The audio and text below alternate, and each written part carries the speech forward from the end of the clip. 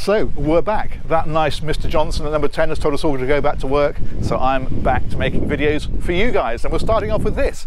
It is a Sunseeker Portofino 47. It's a 2006 boat. It's down in Torquay. It's a sale with One Marine, so I thought I would give you a look around this one as a start off, and we'll go from there. We'll find some more boats and we'll keep this show on the road. So what do I want to tell you about this? Well, she's a 2006 boat. She's twin diesel on shaft drive, and we are going to do the full tour, starting with the back of the boat. We've got the bathing platform here. That's got the tender on, as you can see, and of course that lowers then into the water to launch that. Let's go and take a wander around the decks first of all. So this is the side deck that takes us up to the front. One of the things that we can look at while we're here is the fact that this one's got the solid sliding roof. This was one of the first boats Sunseeker made of this size to have that, and it's a very nice feature because you end up with a very open cockpit, but you push a button and of course that all slides shut. There are sunbathing cushions underneath this cover here. People often ask what happens to the sunbathing cushions when it rains. Well, that's your answer. You have covers that go over them, and then we'll go right up to the front.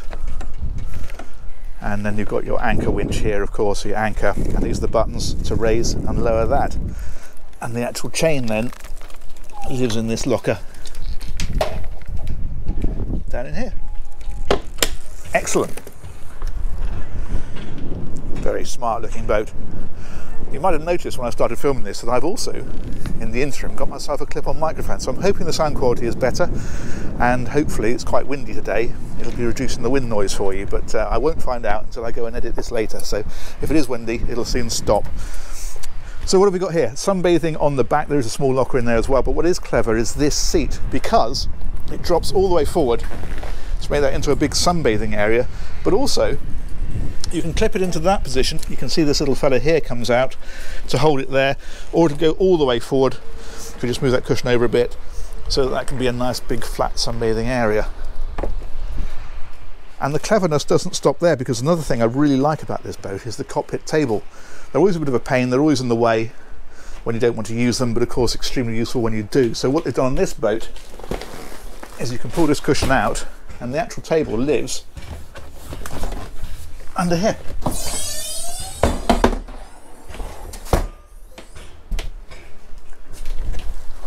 That cushion then of course goes back in, and voila, cockpit table. That's a very neat solution. Now opposite that there is your wet bar, so in here you've got things like the griddle. I have to say, for a 2006 boat, this is really clean. And all this upholstery as well apparently is original, so it looks like a well looked after boat.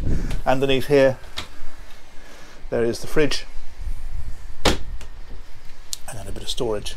And then ahead of this area is, I tell a lie, that is the fridge, so that other fella must have been the ice maker. That's nice. And then up here is where you actually drive the boat, so your helm is on this side. There's a lift bolster, so you can have this down to sit, or you can stand at it.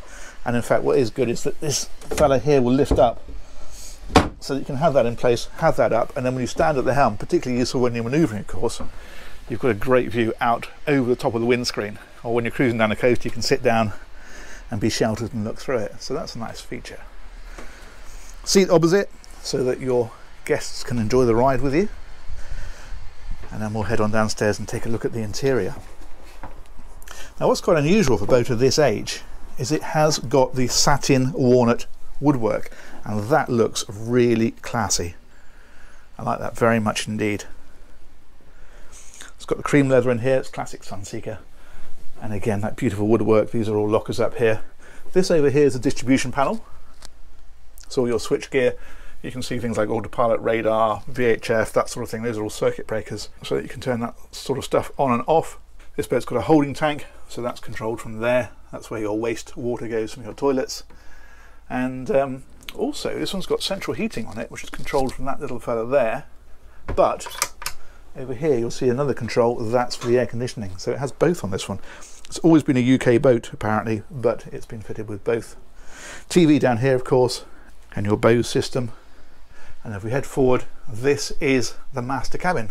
So you've got double bed in here, These radiators, it's always nice when you see these on second-hand boats, because these are things that you don't have them when you're operating the boat normally, but when you're leaving the boat for a long period of time, you put these on, put them on a low heat, and they just keep a little bit of warmth in the boat. So that's a sign of a boat that's being well cared for when you see those. I always put one on my boat in the winter when I leave it.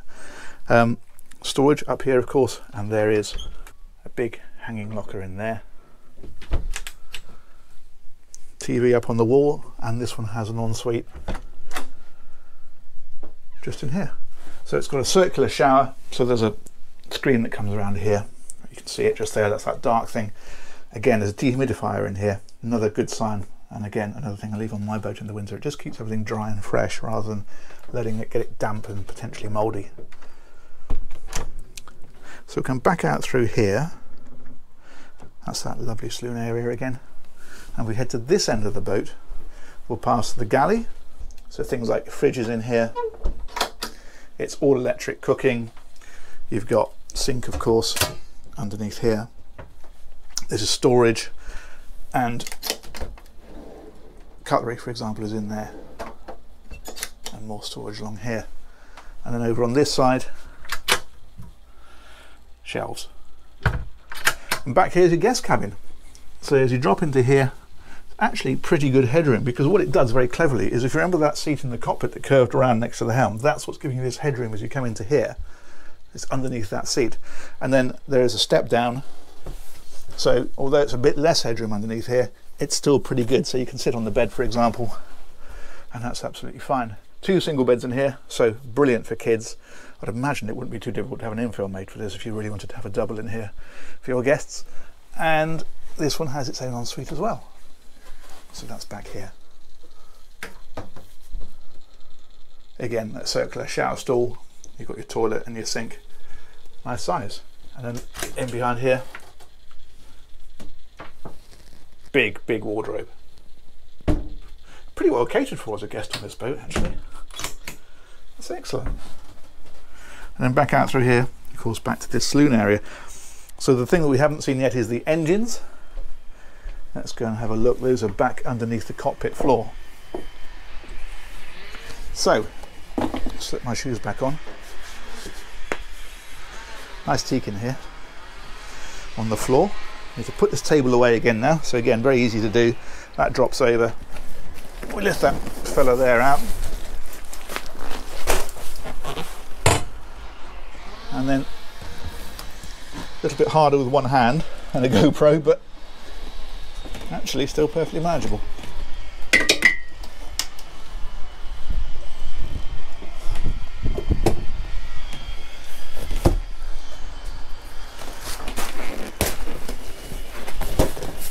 That is a nice system. I quite like that on my boat. So engine access is underneath the floor.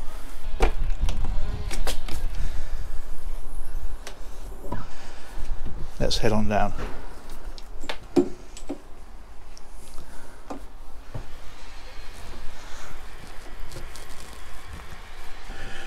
So these are a pair of Volvo Penta. They are 575 horsepower each, and these are V-drive. So we have conventional shafts. In fact, you can see them running down here. The reason they're called V-drives is because the engines are effectively backwards compared to how they would usually be, and sloping this way. And then you have a gearbox here that reverses the drive, sends it back and down under shaft. So you've got shaft drive for simplicity, but it puts the engines further back in the boat. If you have conventional shaft drive, of course the shafts come up and then your engines are up here ahead of it. Well, of course up there is the cabins. This is a manual bilge pump system. There is an automatic system in here as well. There's a generator on this boat. That's down there at the back. And this is of course mostly full of engine in here. I haven't checked the performance on this boat. I'm going to make a guess at a bit over 30 knots. But if I find I'm vastly wrong, I'll put a correction in the details. And so cruising for this sort of boat, you probably cruise about 25 knots, I would think. And range, again, guessing a bit, but this kind of boat, you're usually about 300 miles, plus or minus that sort of area. So there we go, that's the electric bilge pump down there. So you have that with an automatic float switch, so that sets off automatically if it needs to. And as I say, that one's a backup manual system. It's nice to see. Excellent. Let's come back out of here. It's a very handy rail.